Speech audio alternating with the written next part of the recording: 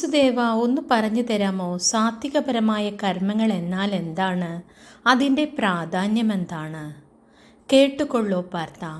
സാത്വികപരമായ കർമ്മങ്ങൾ എന്നാൽ എല്ലാ കർമ്മങ്ങളും ഈശ്വരനാണ് ചെയ്യുന്നത് എന്ന ബോധത്തോടു കൂടി ചെയ്യുകയും അതിൻ്റെ ഫലം ഭഗവാന് നൽകുകയും ചെയ്തുകൊണ്ട് താൻ ദൈവത്തിൻ്റെ ഒരംശമാണെന്ന് കരുതിക്കൊണ്ട് ജീവിക്കുന്നവനാണ് സാത്വിക കർമ്മം ചെയ്യുന്നവൻ. അവൻ ശാസ്ത്രഗ്രന്ഥങ്ങൾ പഠിക്കുകയും അവൻ ആത്മജ്ഞാനം നേടുകയും അത് മറ്റുള്ളവർക്ക് പകർന്നു കൊടുക്കുകയും ചെയ്യും. അവന് യാതൊരുവിധ സ്വാർത്ഥ ചിന്താഗതിയുമില്ലാതെ അവൻ ശിഷ്യന്മാരെ സ്വന്തം മക്കളെ പോലെ വളർത്തുകയും അവർക്ക് എല്ലാവിധ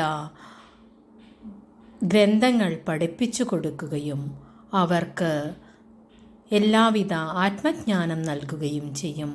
അങ്ങനെയുള്ളവൻ സാത്വിക കർമ്മം ചെയ്യുന്നവനാണ്. അവൻ ഒരു കർമ്മം ചെയ്താലും അതിൻ്റെ ഫലം ഇച്ഛിക്കുകയോ ചെയ്യുകയില്ല. അവൻ എപ്പോഴും ഈശ്വര ചിന്തയിൽ മുഴുകിക്കൊണ്ടും ഈശ്വര കീർത്തനങ്ങൾ പാടിക്കൊണ്ടും ഭഗവാന്റെ ചിന്തയിൽ ജീവിക്കുന്നവനാണ്. അങ്ങനെയുള്ളവന് ഭഗവാന്റെ അനുഗ്രഹങ്ങൾ എപ്പോഴും ഉണ്ടാകുന്നതാണ്.